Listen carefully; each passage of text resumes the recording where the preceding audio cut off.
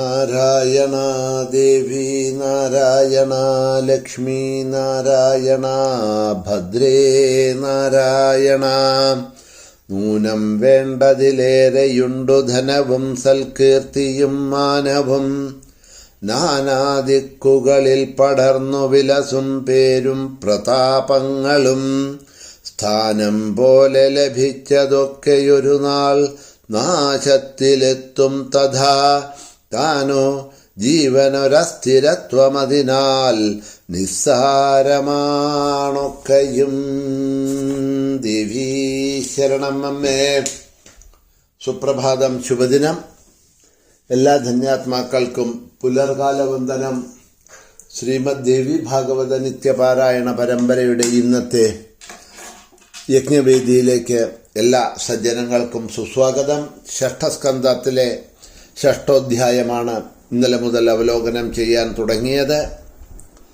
വൃത്രന്റെ ആശ്രമത്തിൽ ചെന്ന് ഋഷിമാരെ വൃത്രനെ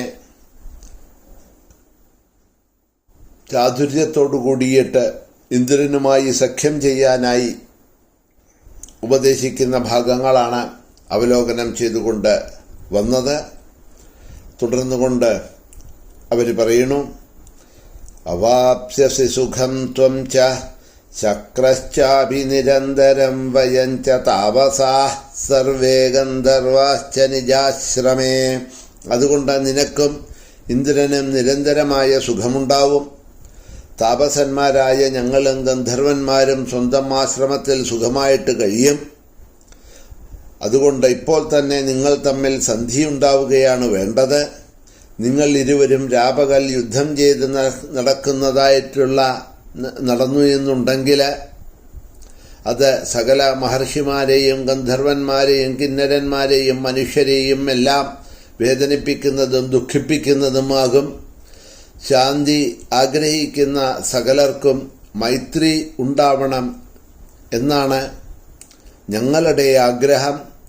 നിനക്കും ഇന്ദ്രനും അങ്ങനെ സുഖമുണ്ടാവട്ടെ. മുനിമാരായിട്ടുള്ള ഞങ്ങൾ നിങ്ങൾ ഇരുവരുടെയും സഖ്യത്തിന് മധ്യസ്ഥരായിട്ടിരിക്കാം. ഇഷ്ടപ്പെടുന്നതായിട്ടുള്ള ശപഥം ചെയ്യിച്ച് ഇരുവരെയും തമ്മിൽ യോജിപ്പിക്കാം.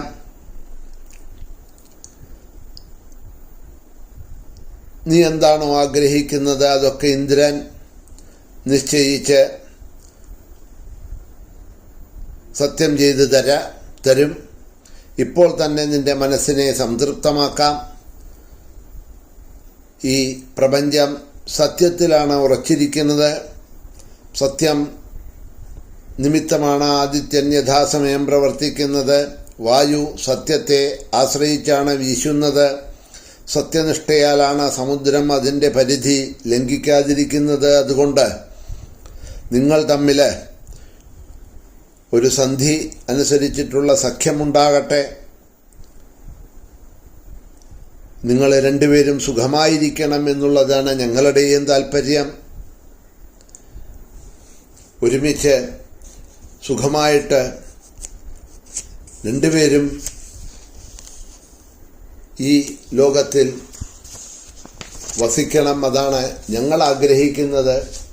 നിങ്ങളുടെ രണ്ടുപേരുടെയും സുഖത്തിനെയാണ് ഞങ്ങൾ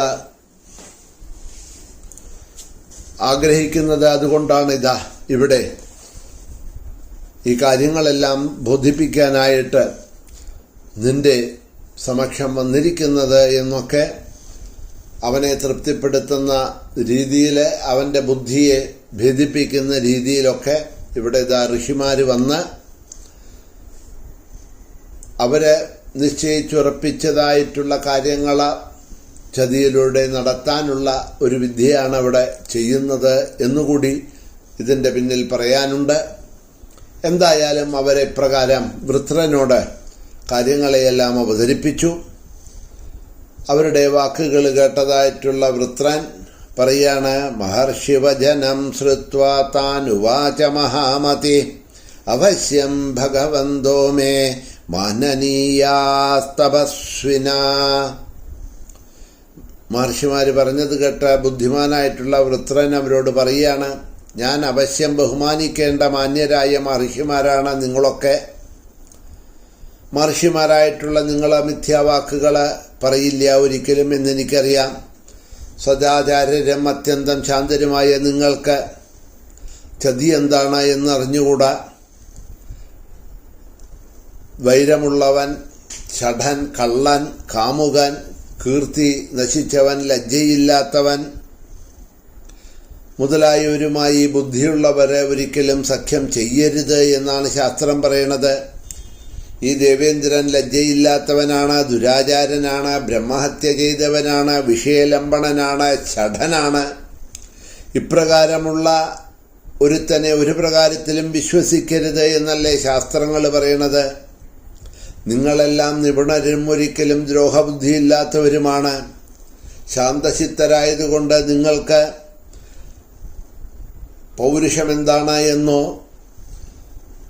ദേവേന്ദ്രൻ്റെ ഉള്ളിൽ കിടക്കുന്ന ഈ ചതി എന്താണെന്നോ അവൻ എപ്രകാരമാണ് എല്ലാവരെയും ചതിക്കുന്നത് എന്നോ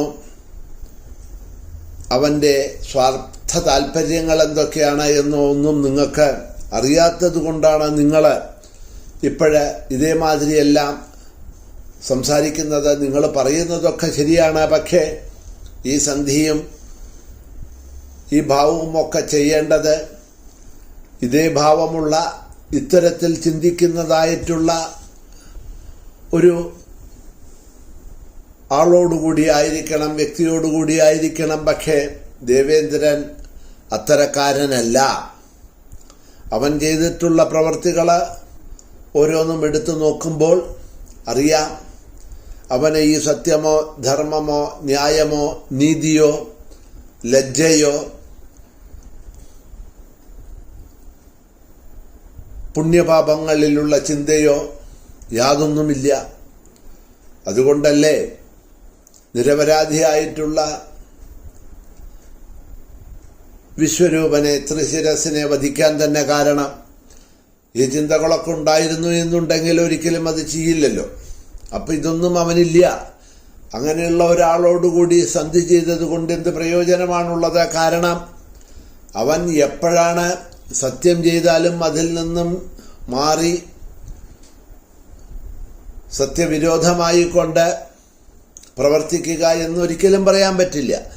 സത്യം ചെയ്ത് ആ സത്യത്തിന് വിലയുള്ള, വാക്കിന് വിലയുള്ള, ധർമ്മത്തിന്, നീതിക്ക്, ന്യായത്തിന് വിലയുള്ള ഒരാളുമായിട്ട് സത്യം ചെയ്താൽ അത് ഉറച്ചിരിക്കും. അവരതിൽ നിന്നും ജീവൻ പോയാലും അണുകിട മാറില്ല എന്നുള്ളതാണ്. പക്ഷേ ഈ ദേവേന്ദ്രനെ പോലെയുള്ള ചതിയനോടുകൂടി സഖ്യം ചെയ്തത് കൊണ്ട് എന്താണ് പ്രയോജനമുള്ളത്? കാരണം അവൻ അതിന് യോഗ്യനായിട്ടുള്ളവനല്ല. സ്വാർത്ഥ താല്പര്യങ്ങൾക്കുമായി ആയിക്കൊണ്ട് എന്ത് അനീതിയും എന്ത് അധർമ്മവും പ്രവർത്തിക്കാൻ തയ്യാറായിട്ടുള്ള ഒരുത്തനാണ് ഈ ദേവേന്ദ്രൻ.